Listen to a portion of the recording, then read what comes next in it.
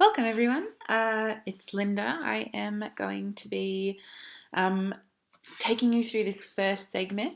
I'm going to show you some ways to encourage collaboration in your lessons, namely using Google Docs, Google Slides, and Google Classroom. Now, I would just like to say that if you're not confident with these three applications, I encourage you to book some training so that you can strengthen your skills, because I'm not going to be moving slowly. I'm going to expect there to be a moderate to high level of competency of these applications already. So please listen and watch carefully. I'm going to take a traditional worksheet from a Word document, bring it into Google Drive, which I've already asked that you guys have prepared in advance.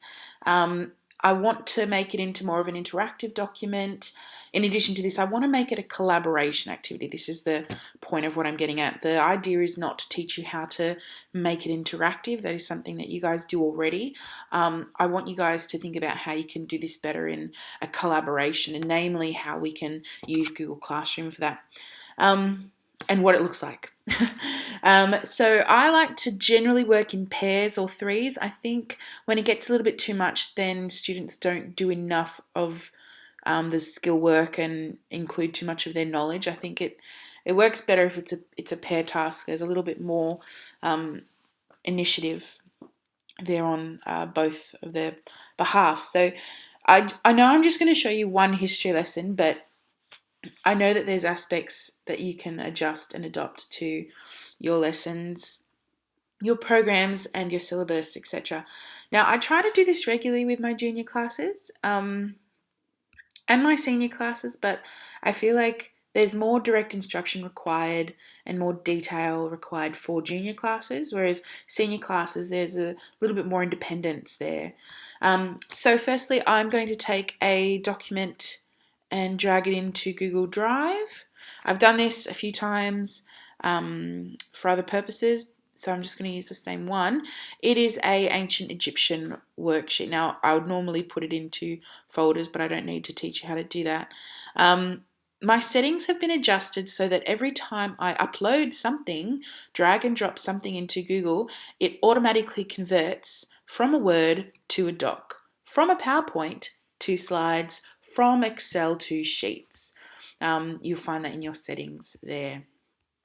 Now, once I've got my document, there are a few things that I guess you notice. There's usually formatting problems that are a bit off. So generally it's just adjusting some of these little areas. It takes a little bit of time to load, but pretty much I've got this very analog style of worksheet that I had used before in the past. Now I've already made a few adjustments. I want to make the layout of this eventually. I'd like to make it a little bit more colourful, with more things kind of added, more links and stuff like that. But something I can do later. I just want to talk to you about the process for now. If you guys remember, we are thinking about also, as part of our ICT development, we're looking at the SAMA model. We're looking at a way to go from this substitution kind of level to a more augmented, modified, redefining type of stage. Now, I'm trying to incorporate some of those things in this lesson just to also enhance the learning, which is what the SAMA model essentially strives to do. So I've replaced a few things, and all I've done is I've added comments, which I'll come back to and adjust later.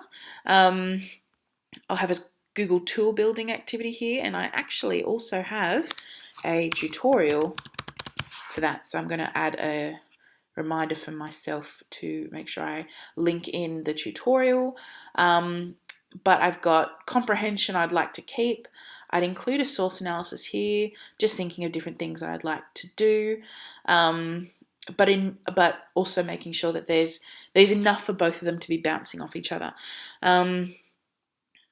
Now, when we are finished with our adjustments, I want to obviously share it with my students. Google Classroom has been the best platform for that, and I think that most of us are fairly well versed in how to assign students with tasks on the classroom. But I want to kind of go a little bit more into this group activity thing. When you are developing your groups, it can be something that the teacher determines, or it can be something that you allow students to determine. I actually like to make my own group allocations, because I sometimes, depending on the type of material, I like to keep it a little bit more challenging, in the sense that I'd like to have perhaps a lower ability kid with a medium to high ability kid, and see how they work off each other, see how they learn from each other. I have also, though, done in the past, putting higher ability kids by themselves, together, and given them a little bit more higher order stuff, which I find has been really, really valuable. Which means with the lower ability kids who have higher learning needs, I can actually sit with them and go through it with more simple activities that can also help them progress. So there are a couple of different ways, but I do suggest the teacher creates the pairs. It just means that there's a lot less room for confusion later. So I have created for my Year 8 class, this changes regularly, but for now, for this particular task and for another task, I have chosen 10 students to be the team leader to share the document, and 10 students to be the team members. This has worked really, really well. The only problem I've ever had was, for instance, the day that they were given the activity, Laura was away, and Laura had been assigned this task, so I just swapped team member and team leader in that case. There are always going to be a few of those little things that happen, but aside from that, it's not a big deal, because you can always go into the document and edit. All right, so when we go into our classroom and you create an assignment, I would recommend you uploading the pair list as well. Now, the students who are not allocated this task won't be able to see the pair list, but they don't really need to, because they're not the ones who need to share it. So I have done the make a copy for each student. This is something you cannot undo once you've started to edit it. Now, I don't want it to all students. I want it to Laura, Mitchell, Naomi, Lachlan, not Tiana, Johanna, Sharav, Sid. I think that's it. All right. No, there's two more, but it's all right. For the point of this, it's okay. Now, got them all done. I'd include my title.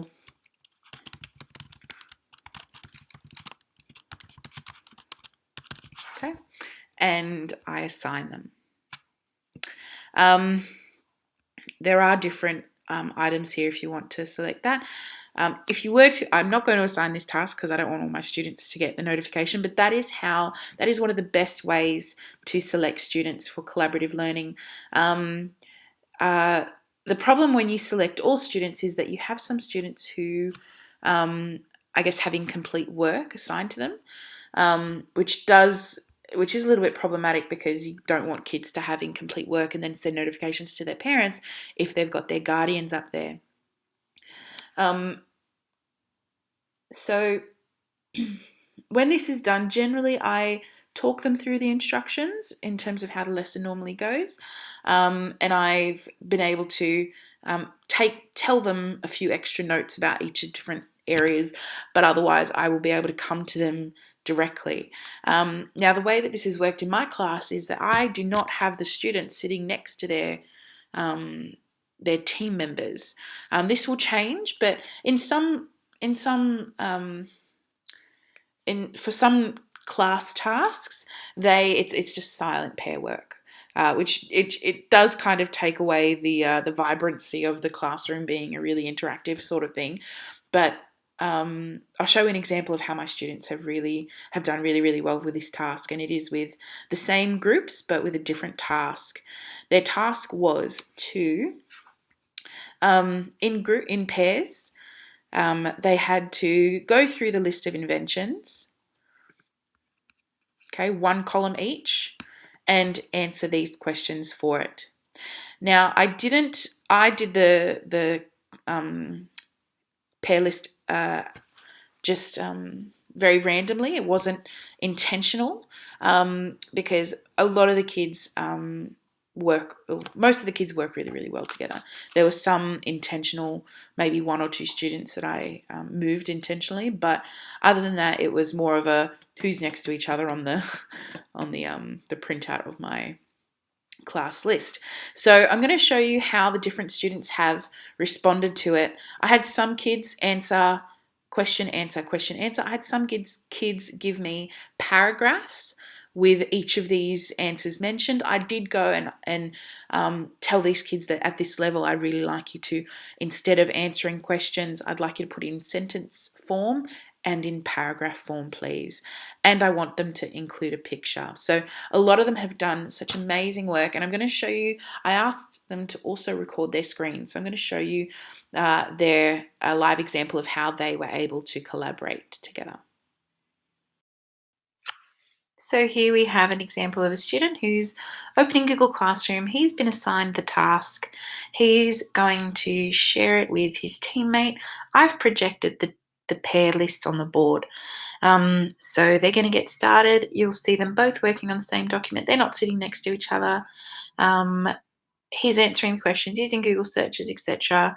And she's also working at the same time. These kids are doing a really, really good job. They're using paragraphs, which is outstanding. I'm really, really impressed. They're not just copying and pasting. So I think it was really successful.